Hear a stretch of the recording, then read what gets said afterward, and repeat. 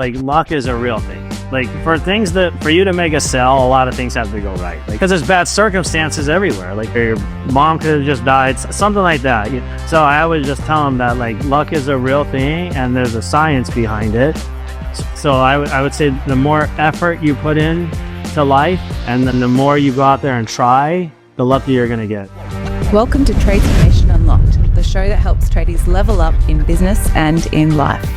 Today we're joined by a serious sales powerhouse, Phil Filaski, sales supervisor at Lee's Air in California. Phil started in the trades 2 decades ago, worked his way from the sheet metal shop to the top of the sales leaderboard. Last year, he closed almost $20 million in revenue. Now he's leading and training his teams to do the same. We're diving into what it really takes to sell at that level. Mindset, objections, high-ticket jobs, it's all here. Let's get into it. Well, Phil Filaski, how are you, sir? I'm doing very well. Thanks for asking. How are you? Mate, I'm fantastic. It was an amazing, even though it was brief, it was amazing to meet you back at Pantheon last year. I think back then you were receiving an award for being the highest sales technician in the country. I think it was 15 million the year before last. And I believe you're up to pacing for 19, 20 million. Is that correct, Phil? Last year I did, I want to say like 19.7 million, I think, last year. Amazing. I'm still, I don't have the exact numbers in front of me, but it's somewhere around there. We're happy at those numbers. We're happy to round up, brother. Okay. 20 million then. There you go. There we go. Look, let's address this point, because like the majority of my clients, we have clients in other countries, New Zealand just recently, which is fantastic. But the majority of my clients and my audience are in Australia. So for us, something like that, it just seems unrealistic because the number is so huge. Like a really good salesperson in Australia, like a top performer, would be above $300,000 a year. And even that, for some Australian listeners, would think that's unbelievable. Okay. So tell me more about, like, how does someone get to that $19 million mark? I know we got a lot of stuff to jump into. Like, how do you started off obviously in the sheet metal, your section of the actual business. You were on the tools for quite a long time. And then when did you really start? Like, how long has your career been so far is the first question I'll start with. So I'm at 20 years and a couple of months right now. 20 years. Wow. Okay, cool. So the early days, you're on the tools. Tell us all about that. All right. So before I got an air conditioner, I was 21.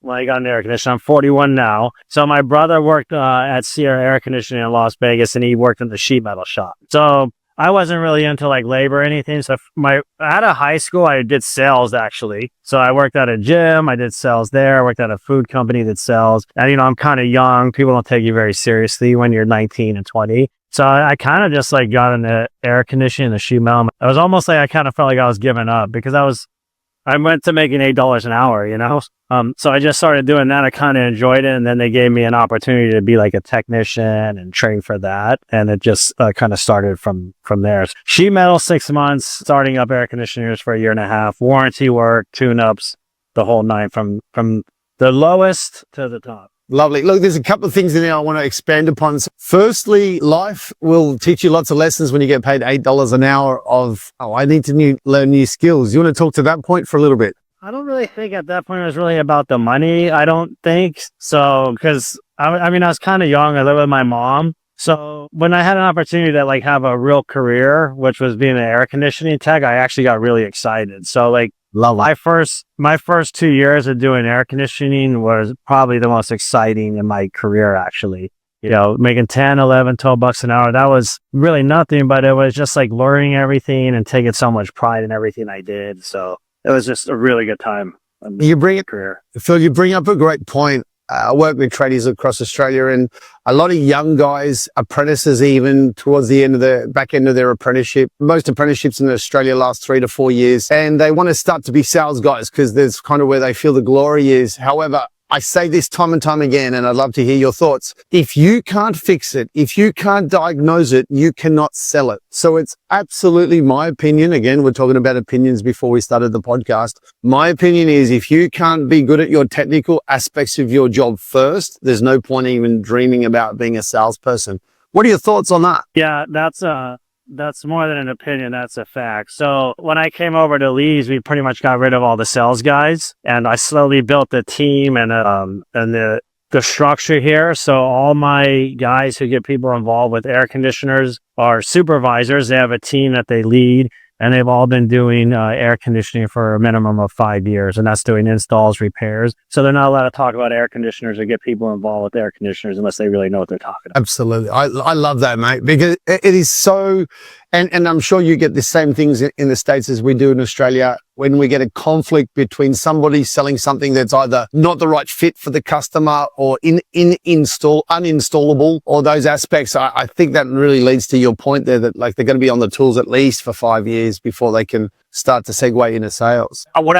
Sorry, mate, when they're giving like options and stuff, like they're not the right options sometimes. So it comes off as they're lying, you know. Sometimes a homeowner's like, well, he lied to me, he told me this, when actually they were just ignorant on the matter. So that's why we just try to avoid that altogether. Love it. Love it. Another thing you said in that opening dialogue there, I've got a good friend of mine. His name's Andrew Handoza, who does sales. It's pretty much exactly what I do, but for the gyms sector. And it's quite interesting how many parallels. I mean, sales is sales. But tell us a little bit about your gym sales career before we jump into more about the HVAC stuff. So yeah, I just got into working out like in my senior year, and it just kind of like owned my life for a long time. So I just wanted to work at the gym. I was like, oh, I like working out. And the opening there was sales. So, and it turned out that's what made the most money. So that was kind of cool. And it seemed like almost impossible to sell things. Like, you know, there were $1,000 memberships at the time, which was a lot back then.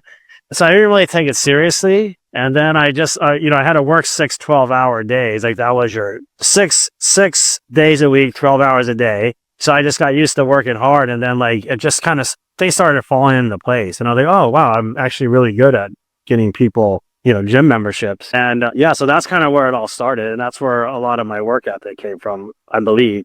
So nice. Look, it's funny. We talked about this off air, and I think it's probably a good time to segue to it. There's no substitute for hard work. You want to talk to that point? I know obviously you're definitely the best salesman in the States, and I think correct me if I'm wrong, one of your keys to success is the fact that you work bloody hard. Yeah, I think that there's always that old saying where you got to work smart and not hard. That's just not real, right? You have to do both. So I'm a big believer in someone who they can outwork talent, right? So I always use this analogy with my guys. I'm like, hey, who's the best home run hitter? I don't know how much baseball you guys watch out there. I'm not a big fan of it, but I know a lot about it. But I was just like, who's the best home run hitter? And they would say names, but it was actually this guy, Mark McGuire. But he just missed a lot of games. But the guy could have broke every record. So I kind of use that as an analogy. I'm like, this guy's he's not going to be considered the best because he just didn't show up every day. So that's kind of my philosophy, just showing up every day. So is there someone better than me?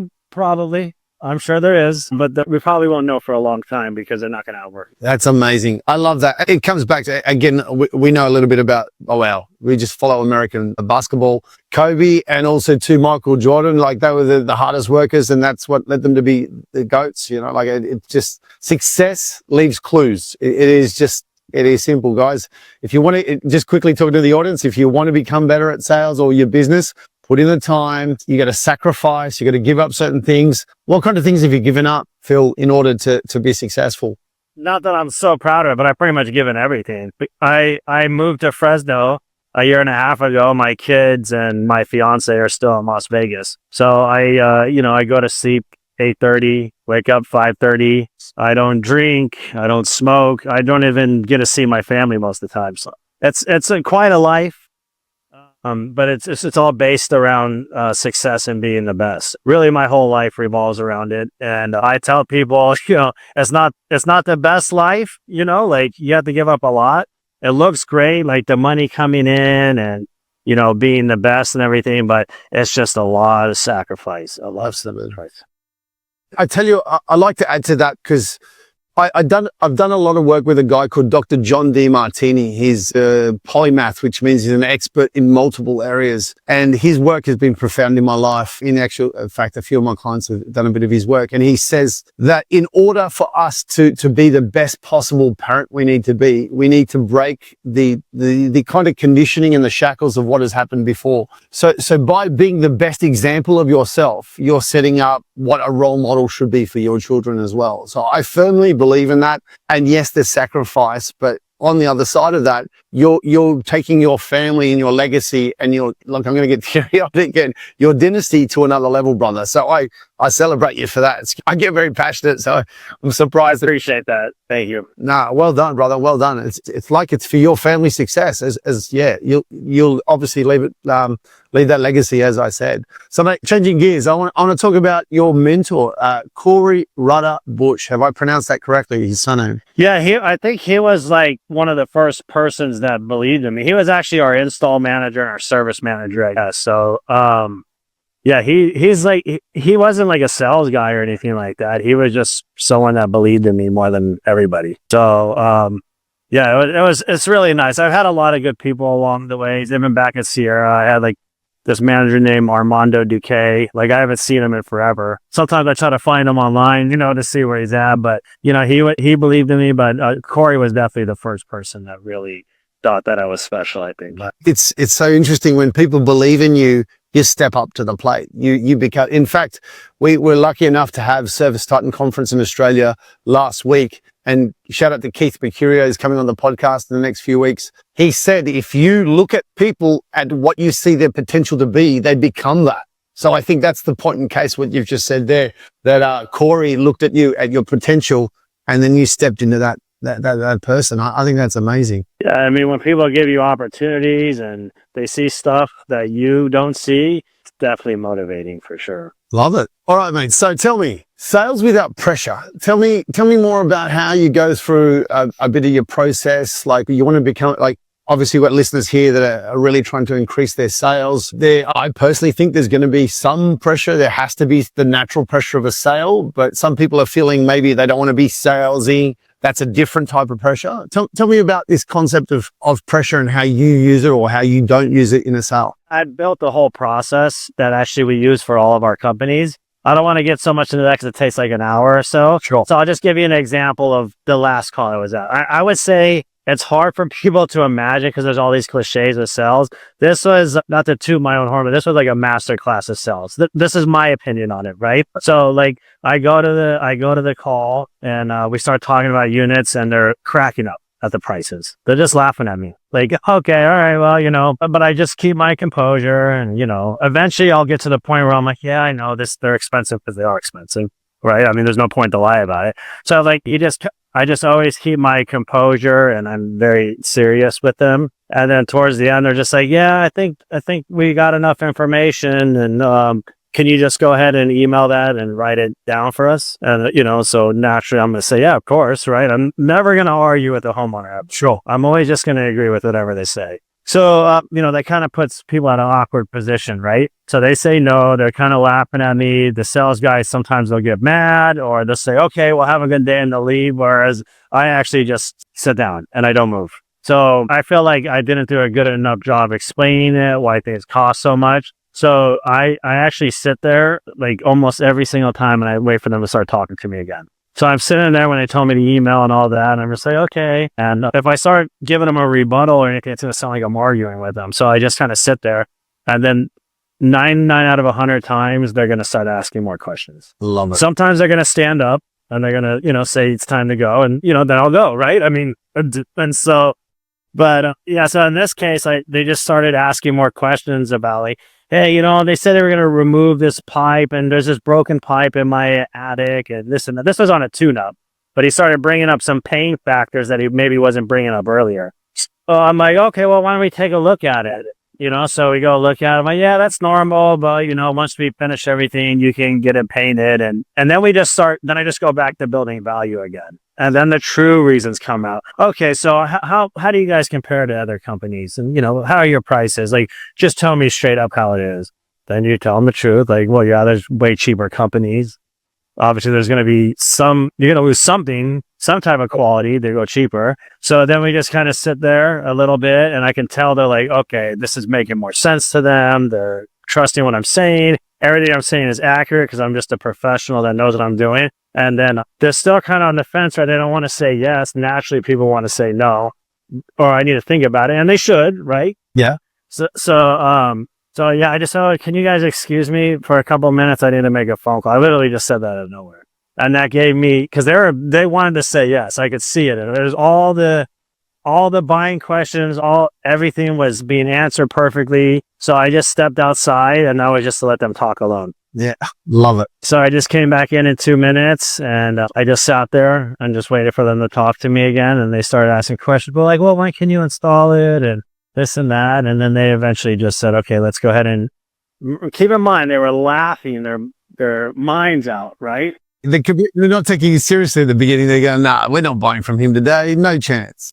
Yeah, it's too expensive. These prices are a joke. Who can afford that? Well, long story short, they bought the most expensive unit too. Awesome. So from the moment that you pulled up to the moment you closed the sale, how much time did that take? So this one was a flip from one of my guys. So he did a tune-up earlier. So that one was about, I want to say, a little less than 40 minutes. Wow, that's amazing. Yeah. That is really amazing. You just said a word that most Australians won't understand, a flip.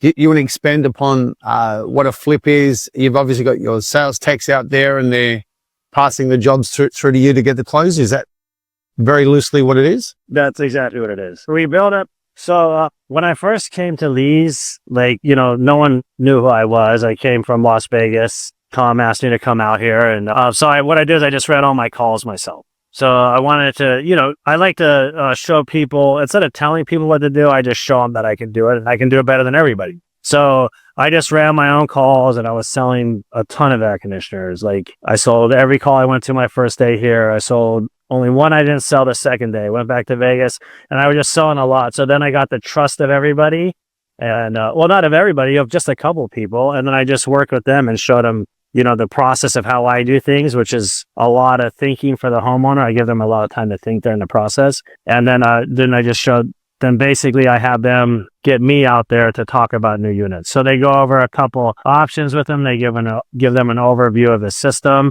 and then they send the supervisor out there. We have to look at the unit and make sure that they're saying all the right things, that everything's true, and then we get into the replacement options. That's fantastic. By any chance, were you working with Brent Buckley out at Vegas?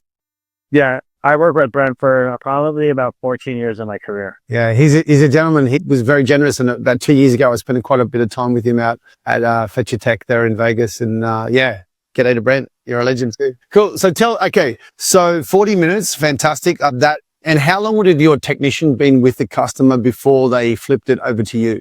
An hour. Yeah. Okay. Beautiful. So an hour and 40 minutes. It's one of the things that we coach upon a lot is slow down. You can't go from zero to a big ticket. How much, if you don't mind sharing, how much was that job value? So that one was 30,000. That's roughly your average ticket sale, isn't it? Yeah. So my first one today was 48,000. Then I had a 30,000. Then I had 24. So right now for this month, my average is like 33,000, I think. Unbelievable. Congratulations, man. That is amazing. And obviously HVAC, are we talking fully ducted systems, combinations of splits? Well, what makes up those $33,000 kind of jobs? Yeah, for sure. So if you're just selling units only, you're probably going to be somewhere around like 23 or 24,000. So like the 48,000 was the best unit, all new ductwork, indoor air quality, and attic insulation. So it's everything. Yeah, you're basically you're doing a full, obviously a premium option, full. It's not just the unit, it's all the ancillary items as well. Yep. I like it. And one of them was and the two of them are just units, but the 30,000 was, is a more expensive unit. Another thing that I discovered I've had a few trips to the States now. Financing is huge for you guys. Like we would be lucky to have 5 to 10%. Most companies don't even have it of our sales. What would your percentage of sales be financed for you personally? Probably at least 80%. And I guess that is amazing opportunity for Australians to really understand how to get the most out of financing, because it just makes it so much easier for the customer to say yes. If it's not the lump sum up front. Well, and it's impossible for some people to spend 30,000, right? Like they literally don't have the money. Yeah. That's amazing. Cool. Awesome. Thank you. So belief before results, you believe in your ability before someone has the numbers to prove it. Tell us what have you done in your like strategies or conditioning in a sense to get belief? Where did a belief, I know obviously it would build over time. You mentioned obviously Corey believed in you, but what did you personally have to do in order to believe in yourself? Well, even I still have doubts. Sometimes, we go through we get in a parents. So I'm far from perfect on that goes, but sounds like I'm going to interrupt you, man. Just for the listeners, someone that's turning over $19 million in sales still doubts themselves from time to time. Guys, give yourself a break. Thank you, Phil, for being real, brother. Keep going, man. Keep going. I think it was really like, I was always pretty good at it. I'd say I was pretty much better than almost everybody. But there were still some people that were better than me. You need opportunity, right? Like you need opportunity to be the best. Let's not even kid ourselves. You need to be put in a place to be the best. And sometimes you're not put in that place. It was kind of discouraging. So I think when I started accepting that I was, at a place I worked for, that I was never going to get all the opportunities that maybe someone else was.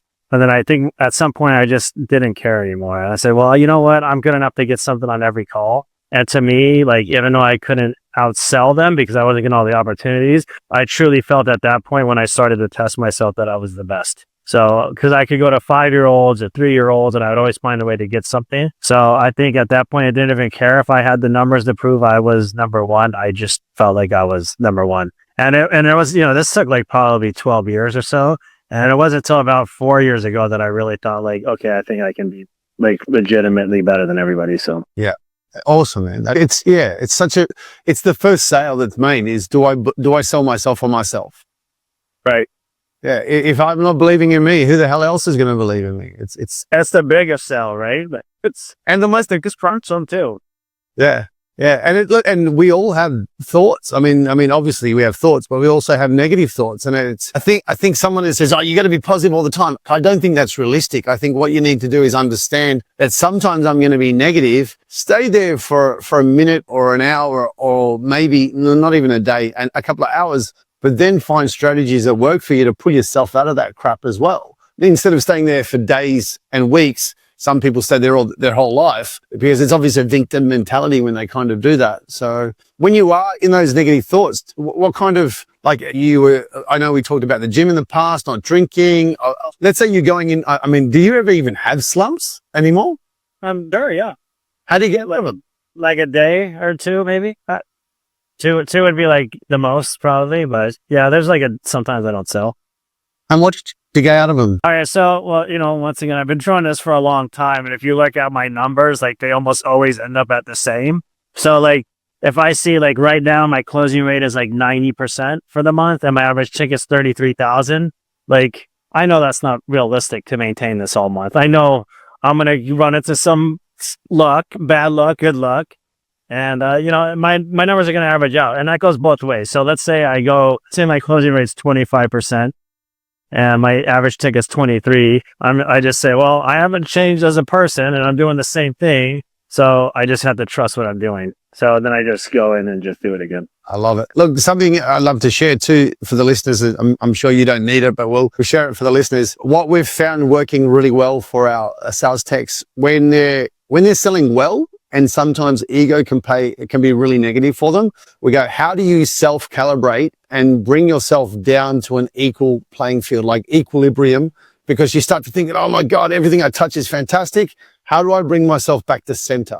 Also too, when you're really low, how do I also bring myself back to center by saying, yes, I spent the right amount of time. I offered the right amount of options. I really paused. I didn't talk too much. It was a 70-30 kind of mix. And regardless if I'm doing well or doing bad, how do I get back to center? How do I get back to center? So then I'm focused and I'm not elated or depressed either way. So yeah, it's something that we find working really well with our clients as well. Yeah, I say they're on fire. Let them believe that they're on fire and just run it out until it burns out.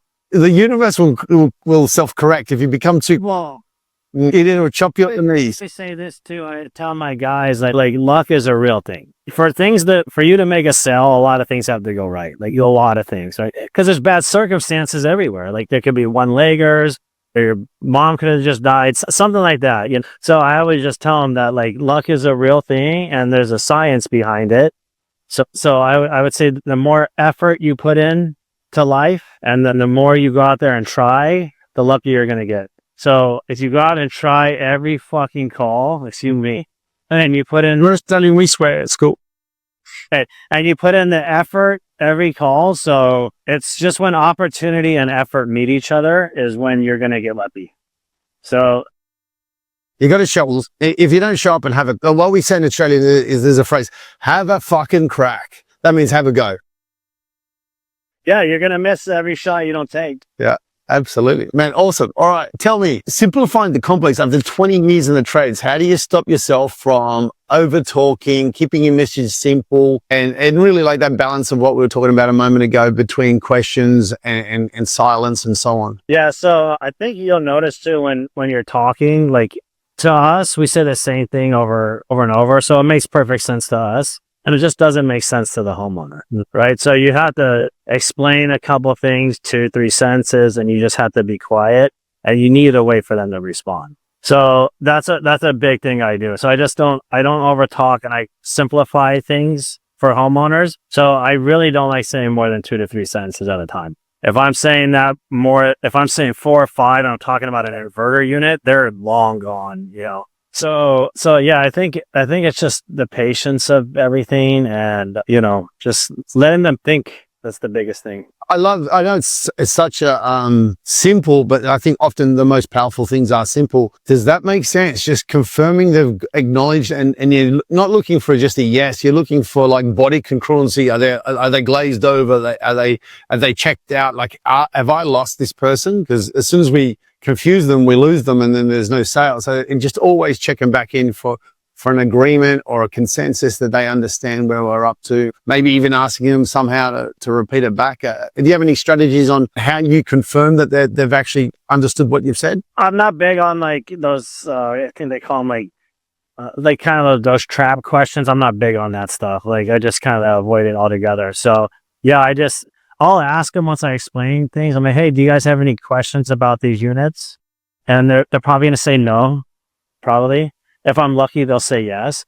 So then I just go back and I explain it again. Right. Okay. So by the way, I'm going to start going over the pricing now that we've established that we know what equipment is which, and then I'll start explaining it again. Sure. Yeah. So keep going. Well, that's it. Yep. Yeah. Tell me about, I've never heard the expression trap questions before. Tell me more about that. That's new. Like stupid stuff like, if everything makes sense to you today, would you be willing to sign this agreement? You know, stuff like that, right? Yeah. I don't know. That's just, It's a bit old school. Yeah. it's sleazy as can be too. Like I just avoid it. So Yeah. Just be human, be natural and normal. yeah. Love that. So I think that sometimes if someone could see like for instance today, if someone saw how that sell went down, I would almost guarantee if we filmed that, everybody would think it was fake, because like they'd be just surprised what it actually takes to sell. And it's like nothing that we learn and on these YouTube channels and all these sales gurus and stuff like that. Now, granted, that may work, and I'm sure it works to a level, but you know, when you get to a different level, I just think that there's better ways to do things. So There's no questioning it. 20 million, you're at another level. Phil, we're in I don't know about the States, but Australia, the markets are crashing the last few. I mean, not that the stock market really affects the housing so much, but there could be a trickle down effect. Are you in a recession per se in the States right now? the market's definitely crashing, but like that's for sure. I mean, we're all waking up with significant less money. The last week was brutal. I think I woke up and lost 100. I was down 100,000 in a day. So when you see stuff like that, you know, it makes people a little cautious. So for me, that's just more ammo to sell. So I've actually been using everything that's going on to sell more right now. So when we're building urgency and building value, I just use real current events that no one can argue with. And it just so happens it's 100% true. So everybody can relate to it. And like, you can't beat the truth. You don't have to look over your shoulder. You're not, people have such a misconstrued idea. It's gift of the gab and fast talking and sleight of mouth. And it's just such an old, outdated way of communicating and selling. It's so done. I'm glad you're leading the way, being a human and connecting. So obviously we just talked about recession, right? demand doesn't matter to you, right? So tell me, you said you use the current events to sell. Can you elaborate more on how you're using current events to sell more? Yeah, so every week and every month brings new challenges, right? Like this week, it's a little warmer. It may get to the mid 80s and it's going to the 60s again. So things change constantly. So, the mindset changes a little bit. Right now, people are like, oh, the heat's coming. So you're going to kind of use that towards your advantage. So like I went to Peru a few weeks ago, vacation to live at Machu Picchu. And so I came back and we had like a rough week, that it was raining a lot when I was gone. We weren't really selling much and like came back, it wasn't good weather. So, well, what's going on? We know the price increase is coming. It happens every year. We know the tariffs are coming. We know this is going to make everything more expensive. And we also know that we're possibly going to have a shortage on refrigerant. So all these things make equipment go up. Love it. Yeah. Right. So we have the urgency for you.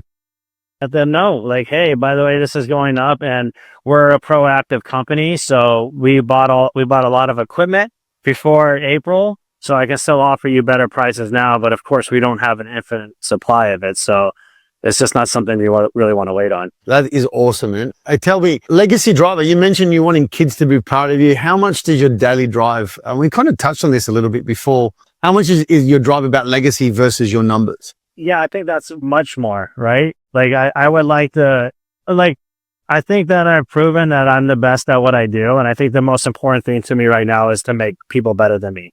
So that's really like when I want to be remembered, like that I call us the Lee's Mafia, my crew. Like I always tell them, like, I can't wait for the day that you guys are better than me. Like, who's going to be better than me? Speak up, speak up. And some are like, no, we can't. And some are like, oh, I'm going to be better than you. But my goal is to make the best team and all the real like superstars of HVAC come from my little community there. So that means the most to me, to be remembered that way. And someone that actually cared about my guys. Cause I met really good people. I won't mention names, but they're like, I just feel like they're almost rotten to the core, like they'll do anything to bring you down when you get good. Like, so I want to be the exact opposite of that. And obviously, my kids, I know for sure are proud of me, but yeah, I think it's nice to break the cycle of life. Like a lot of times you just grow up in poor families or normal families that like, I'm a normal person. I grew up poor, or you're a normal person, but you can actually do extraordinary things. So that's a huge thing for me. Man, I love that. It is so important. Like this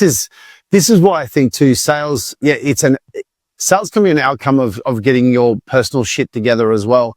And when people are coming from abundance, it's amazing how much money is actually out there. But when you're coming from scarcity, even though you might make good sales, you could possibly impact your health. You can impact your relationships because when you're coming from scarcity, there's a finite belief of things aren't going to make it, they're not going to last, etc. So I love that idea that you want your team to be better than you. That is awesome, brother. It's so cool. Yeah.